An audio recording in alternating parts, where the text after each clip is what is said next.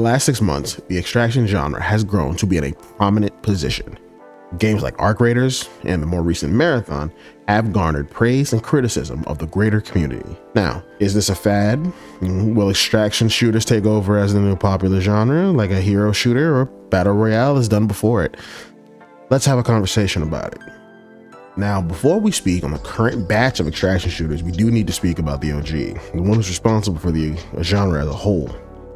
Escape from Tarkov, developed by Battlestate Games, fully released on Steam in November 2025, though it was in early access since July 2017. Tarkov is responsible for all the common mechanics that we know and love, from scavenging for loot, to that tense one life to lose combat, and the joy of looting an enemy player's gear, to the despair we feel when it's our gear being looted. Scavenger raids are essentially the free kit and rook runs of Tarkov, and they allow a less stressful way to get into a match in progress, pick through what's left, and take out an unsuspecting enemy if you're bold, and exfil out.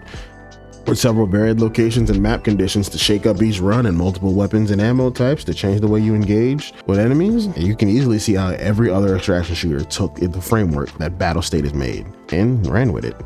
Now we all know the current big dog in the market right now. I think it'd be remiss of me to not speak on the other prominent games that come before it. Starting with Hunt Showdown. Developed by Crytek and released in August 2019, this game is drowning in atmosphere. Set in what I think is the Deep South and Midwest, it has players assuming the role of bounty hunters of the supernatural, with eldritch abominations as your main target. Players will work their way through maps, finding clues that lead them closer to the bounty, which they will then kill, claim the proof, and attempt to make it out before other rival bounty hunters make their claim. Next up is Dark and Darker, a fantasy-themed extraction game developed by Iron Mason, released in 2023. Now, the twist with this one is the classic fantasy theme, with mages and rogues and fighters and all your basic and classic D&D tropes in it. Combat is slower paced, with blocking and melee being the primary method of defeating enemies, though magic users, I would imagine, have some means of a ranged attack. Dive deeper in the dungeons on your runs for better loot and increase the risk of losing it all, while also keeping an eye for enemy players, as is common in the genre. It also has some cool mechanics like interacting with the light sources in game to darken rooms for things like evasion and ambush.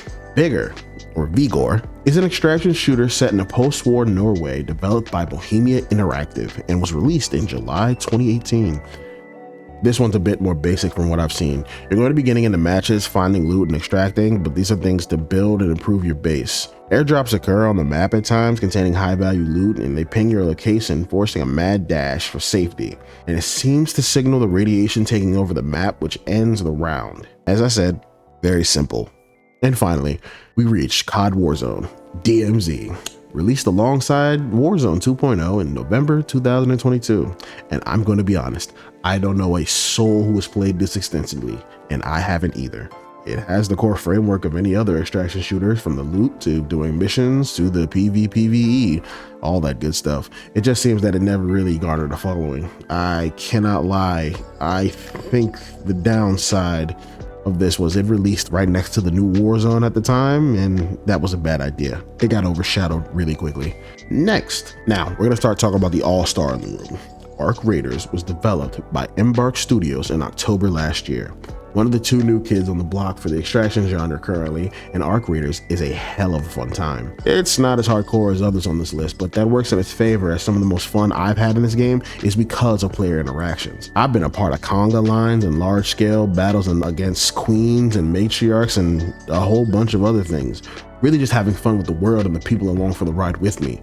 Arc Raiders' famous safe pockets let you keep an item even after being downed, softening the blow of losing a bit and keeps people from running off from the difficulty. PvP can be a mixed bag depending on who you are, because how people tend to go about it, though, and it can really put a bad taste in your mouth. But that is on the players, not the developers in this case. PvE is great too. Embark nailed it, making each of the arcs a unique threat, with requiring different ways to take them down and avoid them, as they have really interesting tracking methods. Now, this is the baby of the family. Marathon, developed by Bungie and released this month by the time of me writing this, March 2026. Everything I ever really wanted to say about Marathon I said in my review, so I'll repeat some parts of it. It has a unique art design of retrofuturism and corporate victory. The game looks awesome. It has more dedicated to PvP focus than Ark, which can either entice or turn away some players. You mix that in with Bungie's more cryptic puzzle design and endgame styles akin to Destiny, and to me at least, this makes Marathon a way more interesting game in the minute to minute than its other siblings in my opinion. And since I've done that review, Cryo Archive has come out and ranked has dropped. I've had a blast with these, losing a lot of loot, but gaining quite a bit as well. It's a niche game, but I do enjoy it. But let's get into why extraction shooters can be one of the most hostile genres to get into. Since the loot pretty much forces you to return to zero every time, it creates a sore spot for casuals. You add the heavy PvP focus in these games and it exacerbates that. You can see why the average employed gamer isn't keen to dive in these games. No one wants to come home from their shift to get curb stomped for however many hours they have left to themselves, but it should never change.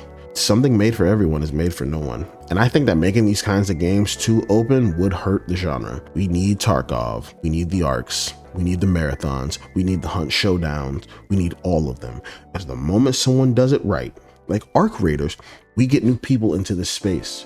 Yes, a lot of them will get filtered out, and some will stay long term, but that's how these communities are going to grow, with dedicated fan bases that allow the fans to decide and dictate the culture of the community going forward. But if I'm being honest, I don't think extraction shooters will ever truly enter the mainstream. While Ark Raiders is an anomaly, I think the genre as a whole doesn't have enough outside of the core loop to hold on to the greater gaming space as a whole, specifically with the casual community. Again, and y'all can fight me on this, I don't care, but these people are the lifeblood of gaming. Us hardcores and sweats can sustain a game for an indefinite length of time, but to get off the ground, we need casuals. They're the ones who buy skins and battle passes en masse and all the other stupid shit we drone about in the space, but they bring revenue when it's needed. Or the more hardcore of us, we'll side eye every microtransactions and do a cost versus benefit analysis on something like the Nicki Minaj skin on Warzone. The casuals are just buying that shit because they think it's cool. Same with the weapon skins and character skins. But in an extraction shooter, see, no one cares. It doesn't matter.